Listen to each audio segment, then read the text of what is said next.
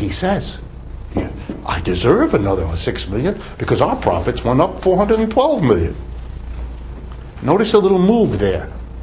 The way I've been presenting this to you, what's accounting for rising profits is the sociological explanation for this. But that's not the governing ideology of our society for 30 years. Rather, it explains this as the genius of our entrepreneurial leadership. And it's very deeply repeated in our culture that we are to celebrate these people. And it's not just venality, in other words, not just a justification for paying them high salary. It really is a belief system that the rising profitability is about technology and inventing new things and all of these sort of sexy, innovative kinds of things entrepreneurs do indeed sometimes do. But most of these corporations, they're very little entrepreneur. If you know how these corporations work, the new products that they produce are almost always acquired by them by buying little companies that have in fact developed it, snatching them at a good price, integrating them into your large company, because you want them to take all the risks of these kinds of innovative processes. 6 out of 7 never work, right? It's the one that does it that you want to then absorb. And one of the greatest challenges, if you ever get into this, of a little business in America is being able to do something original without getting swallowed up the minute it looks like you might do it. To stay independent, very, very difficult. Very, very difficult. And most of them cave in because they are presented by the big companies saying to them, I've got a wonderful offer for you, but I've got the offer, it's half carrot and it's half stick. Here's the carrot. We'll pay you a fortune for your little company so we can absorb it. And we advise you to do that. You'll all become instant billionaires. Alternative, you'll say no, in which case we're going to spend a lot of money to copy what you just did and put you out of business. So here's a good reason to do it and a good reason not to not do it. And whichever one works is fine with us, but one way or another, as an independent small entity, you're not long for this world. And the small entrepreneur wants that because he's going to become rich overnight this way, but hates it because he's suddenly finished as an independent business. It's the way it works in our culture. Very rare that somebody escapes that and can actually make a little business. That happens, but it's very rare. All right, so the first group are the executives who get their hands on their, but they're not the only ones. Second group, shareholders. Shareholders. That's a much larger group. It's not 15 to 20 people. It's hundreds, thousands. Why? Well, for 2 reasons. One thing you can do with the profits is distribute a portion of them to the shareholders. When profits are distributed to shareholders, the name of that distribution is called a dividend. For those of you not familiar with the term, that's all a dividend means. It's a portion of the profits that a board of directors decides to distribute to the shareholders. The board is completely free under American law. It can distribute some of the profits, all of the profits, or none of the profits. The shareholders don't decide it, the workers don't decide it, the state doesn't decide it. The 15 to 20 people on the board of directors, they make that decision.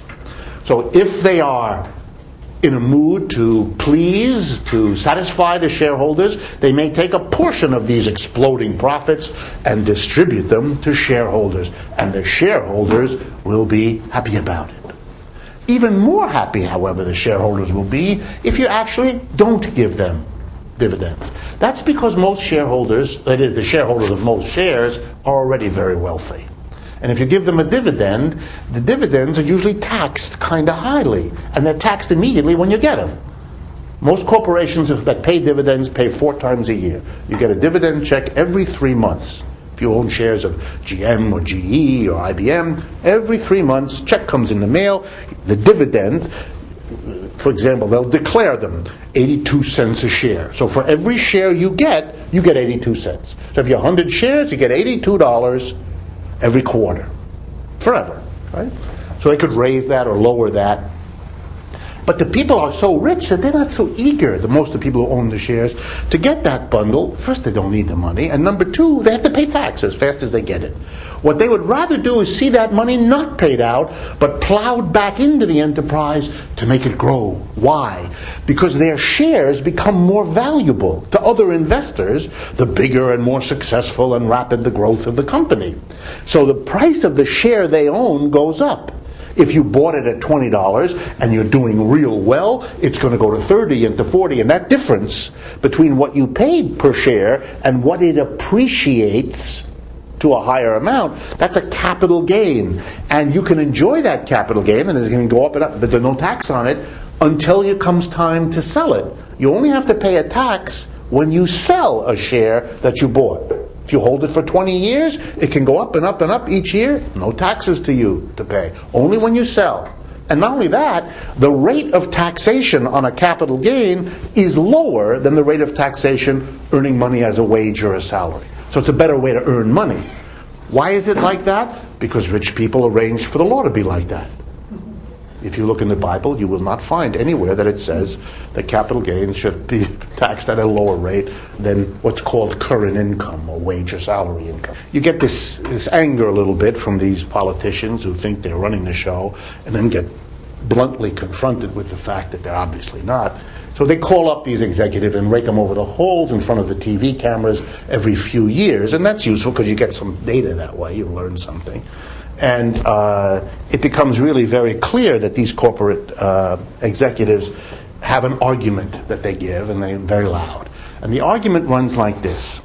We in the X company have to pay these executives that amount of money because otherwise they'd leave. It's a very interesting argument. You know, we have to pay them because we're a GM. We have to pay him, whoopsie, whatever it is, because otherwise he'll go to Toyota or Ford or Chrysler or something. And so it becomes a lovely argument because it's wonderful for every corporation. Every corporation can pay its executives more, knowing that they're doing a favor to all the other executives who can say, you don't pay me more, I'm going to go work over there where they pay them more. So they help each other by boosting their salaries. And so everybody argues, I have to pay that. I don't really want to, but we have to pay them because we'll lose them otherwise.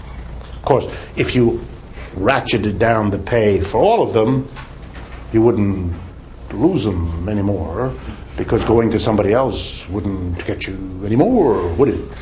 So that would be a quick solution, which has not yet occurred to our political leaders. In any case, so shareholders will sometimes get some money. There are shareholders who want dividends.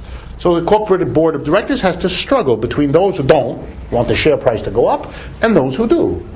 Give you an example. Foundations that fund research. They have a portfolio of stock if they're a big foundation. Take something like Ford or Rockefeller Brothers, and those kind of funds.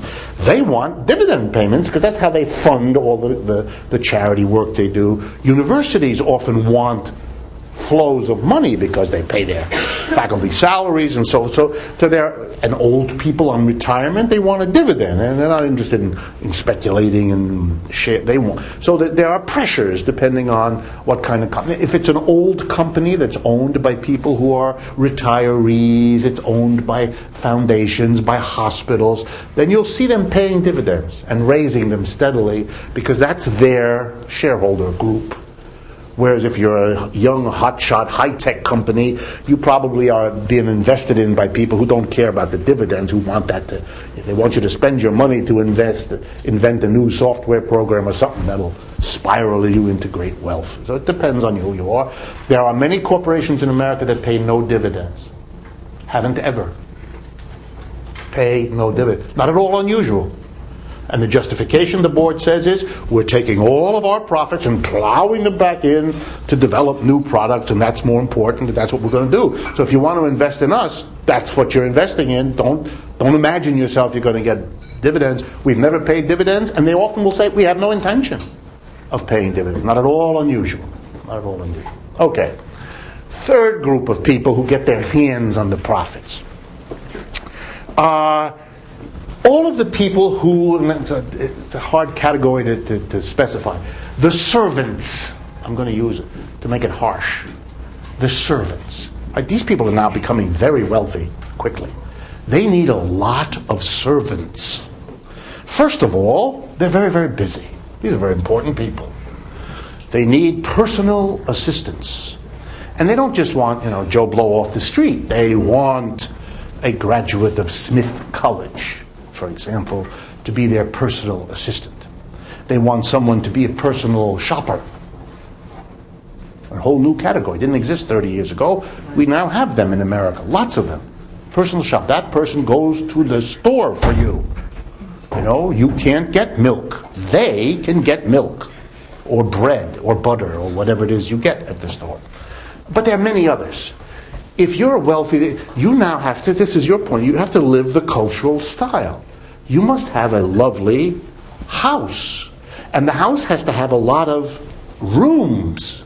So now you need people to design a house. You begin to have the competition among them. Who has the grandest house? Who hires the most famous architect to design their house? This explodes. There are professions that cater to these people. Architects is a good example, and many others. If you're very rich like this in America, you become the target for litigation. People enjoy suing you, noticing that you have a lot to go get. You may be familiar with, sports figures getting sued for things they do that they shouldn't have done, because that makes the front news. But actually, these people become targets for all kinds of suits, and so now they need an army of lawyers, highly paid lawyers, who protect them in their newfound wealth. That's always been true. If wealth begins to concentrate in a certain group, they need to begin to protect themselves in ways they didn't have to before because they didn't have that much and they weren't a target. So a whole army of people get drawn to them who are also well paid because they have the wherewithal to do that. Well, to make a long story short, between the shareholders and the executives and the army of professional and non-professional servers they draw around themselves, we begin to talk about 5 or 10% of the American people who are cashing in on this. Directly or indirectly, they get their hands on profits. They have shares, they have family members who are executives, and they then begin to patronize. And we developed a name for them. At first, this was the idea of a yuppie. Young people who decided to dispense with the